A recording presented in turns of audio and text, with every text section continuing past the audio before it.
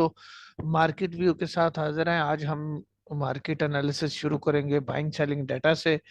आज आप देखें तो अगेन ब्रोकर जो है वो पैनिक सेलिंग पे है, और आपको पता है टीआरजी आज फिर लोअर लाग मार्केट को भी नीचे ड्रैग टीआरजी ने किया। हालांकि जो रिफाइनरी सेक्टर और सीमेंट सेक्टर के कुछ स्क्रिप्ट थे उन्होंने मार्केट को सपोर्ट करने की कोशिश की, लेकिन अल्टीमेटली जो क्लोजिंग है वो रेड जोन में ही आई। उसकी वजह ये है कि एक हैवी वेटेज स्क्रिप्ट टीआरजी जो है वो काफी डाउन था। नेट सोल अपर कैप रहा, जैसे ही टीआरजी लोअर लॉक लगा नेट सोल अपर कैप पे था। तो ये आज टेक्नोलॉजी सेक्टर में हुआ क्या ये भी देखते हैं, और साथ में देखते हैं कि इनके पोर्टफोलियो में क्या है। सबसे पहले जी बैंक्स ने प्रॉफिट टेकिंग की है $0.29 मिलियन की। ब्रोकर्स जो है उन्होंने पैनिक सेलिंग की है $1.51 मिलियन की। कंपनीज की सेलिंग है 0.11 मिलियन की। Foreign corporate $0.17 million. Foreign individual बिल्कुल कुछ भी नहीं किया इन्होंने। वजह ये है कि जो इन्होंने लेना था, जो कुछ करना था, ये ऑलमोस्ट कर चुके हैं। अब पाकिस्तानी इंडिविजुअल उनकी जगह काम कर रहे हैं, और पाकिस्तानी इंडिविजुअल मुसलसल बाइंग पे $2.40 मिलियन की बाइंग है। इंश्योरेंस मुसलसल सेलिंग पे $0.24 मिलियन की सेलिंग। म्यूचुअल फंड की कुछ बाइंग आई है $0.06 मिलियन, और एनबीएफसी $0.02 मिलियन।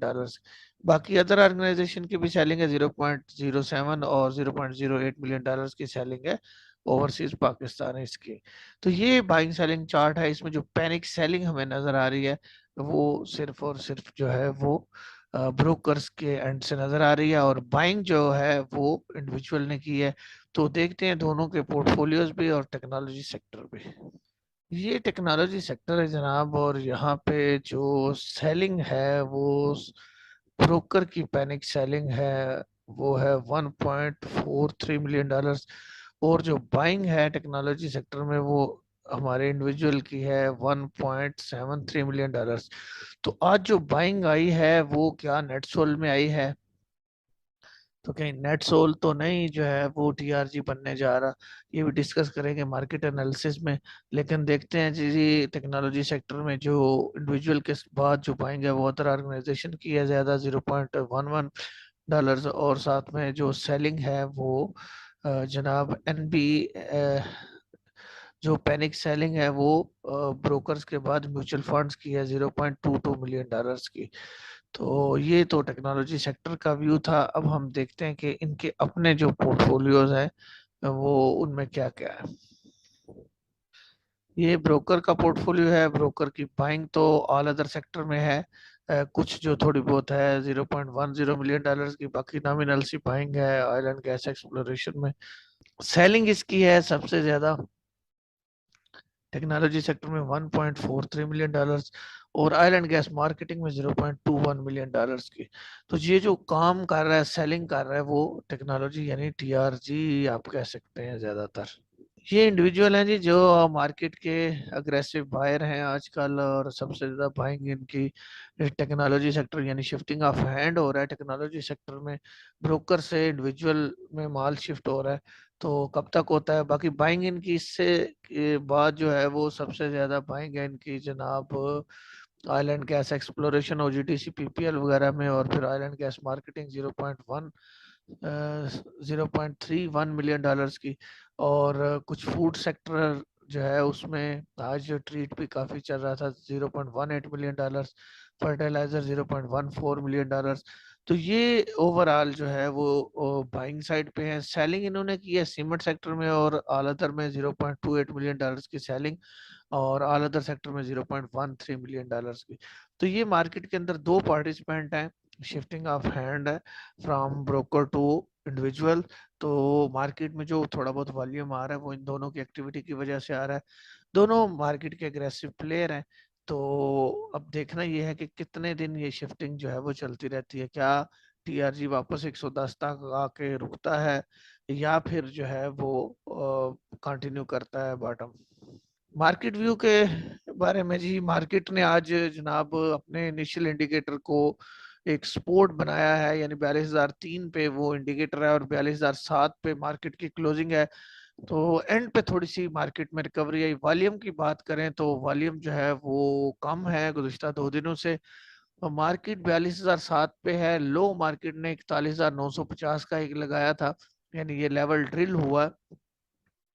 अब देखना ये है कि मार्केट में जो छोटा टाइम फ्रेम है उस पे कैसा मार्केट बिहेव कर रही है, क्या कल कोई रिवर्सल आ सकता है या फिर मार्केट इस पैनिक को कंटिन्यू करेगी।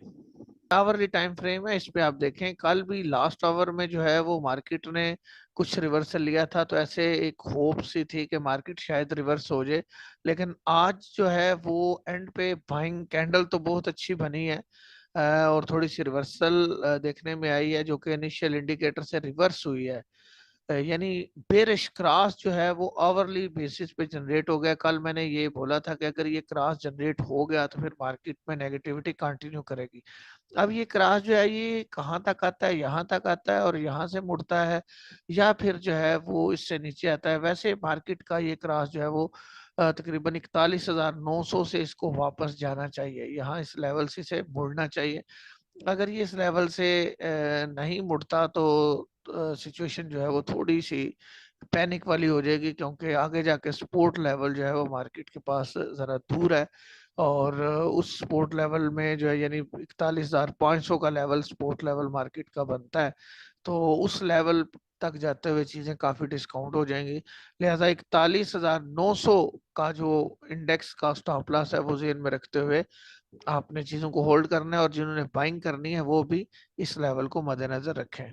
स्क्रिप्ट में जी नेटसोल जो है वो टेक्नोलॉजी में आज चला है और उसने एक किस्म का, अगर आप देखें तो एक ब्रेकआउट सा दिया है। पहले भी वो इस लेवल को टच करके तो वापस आया हुआ है और आज उस लेवल के ऊपर इसने क्लोजिंग दी है।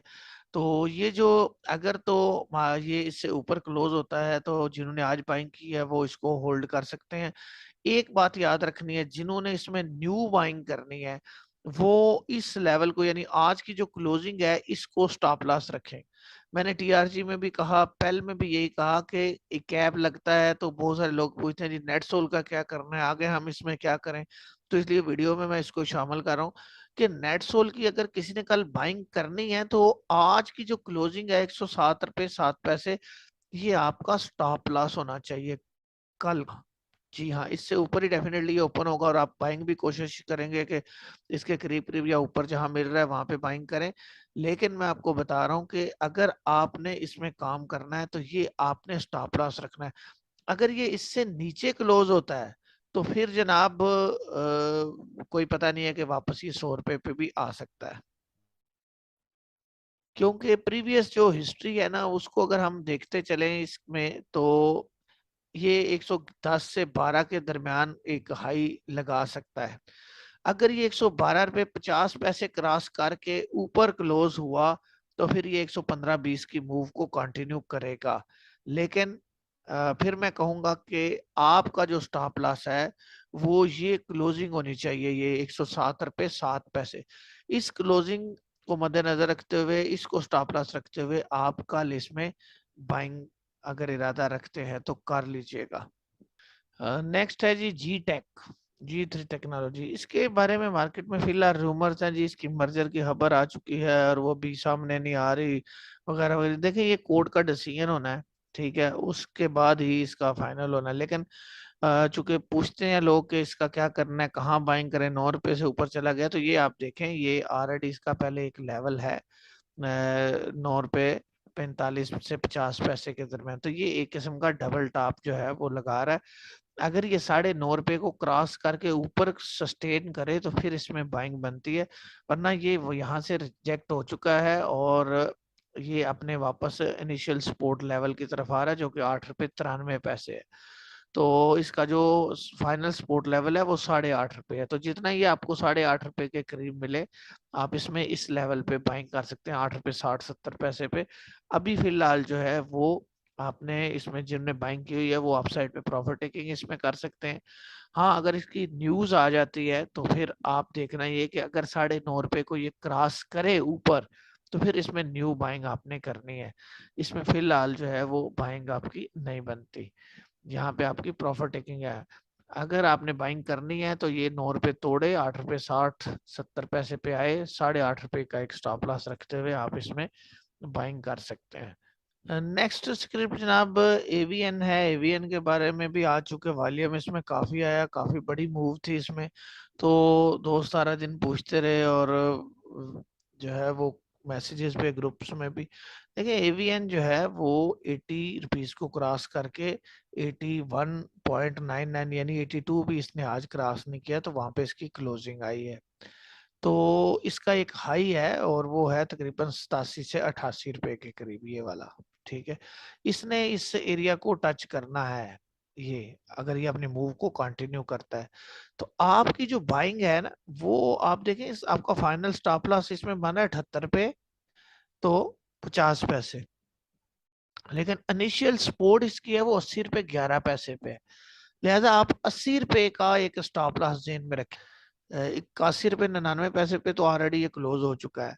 अब अगर ये डिप भी देता है 40-50 पैसे की थोड़ी सी नीचे या 1 रुपए की, तो तभी आप बाइंग करें, या करंट रेट पे भी आप बाइंग करते हैं तो नीचे 2 रुपए का मार्जिन है। तो इतना लंबा स्टॉप लॉस 78 पे 50 पैसे का नहीं रखवाया जा सकता। यहाँ आपने 80 रुपए का एक स्टॉप लॉस जेन में रखना है। 80 रुपए से ये ऊपर रहता है तो 80 रुपए के करीब आप बाइंग करें, या करंट लेवल पे भी बाइंग करें तो 80 रुपए से ऊपर रहे तो होल्ड रखें। अगर 80 ये तोड़ेगा तो फिर आपने इसको होल्ड नहीं करना, फिर आपने इसमें से एग्जिट कर जाना है। तो अगर ये ग्रीन क्लोज होता है, कल आप बाइंग करते हैं, अपसाइड पे रहता है, तो रैली जो है इसकी कंटिन्यू करते करते आपको बताया है तकरीबन 87-88 रुपीज के पास जाके तो वहां से रिवर्स हो सकती है। तो ये जनाब आपके दो स्क्रिप्ट, नेटसोल और एवीएन। और बाकी जी टेक जो है वो आपको बताया है कि उसकी खबर के बारे में जो रूमर्स चल रही हैं उस लिहाज से वो अपना डबल टॉप लगा चुका है। तो जब तक वो ब्रेकआउट ना दे, न्यू बाइंग से अवॉइड करिएगा। ये था मार्केट का व्यू, आपके स्क्रिप्ट। मिलता हूँ किसी और वीडियो में, इजाजत दीजिए, अल्लाह हाफिज।